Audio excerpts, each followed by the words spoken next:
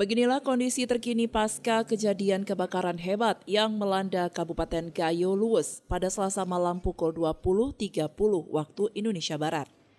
Dari data sementara BPBD Gayo Luwes, diketahui sebanyak 32 unit rumah hangus terbakar.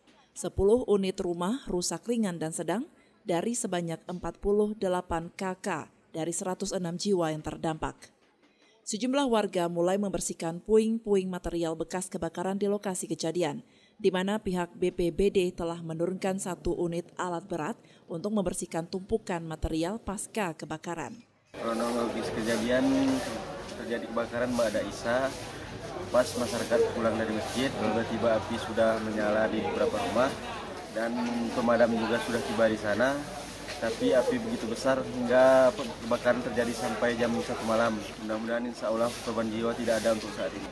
Bantuan untuk saat ini alhamdulillah antusias masyarakat dari dinas-dinas terkait juga sudah banyak, termasuk dari bank, beberapa bank juga. Mungkin tidak bisa kita sebutkan satu persatu, tapi alhamdulillah sudah lebih, bahkan bukan lebih dari cukup. TNI, Polri, dan instansi terkait ikut membantu warga dalam pendataan dan bantuan terus mengalir baik dari pemerintah maupun dari para relawan. Adapun bantuan masa panik yang diterima oleh warga di lokasi kejadian berupa sembako, pakaian, selimut, dan lainnya. Dari Aceh Tenggara, Al Mujawadin melaporkan untuk Puja TV Aceh.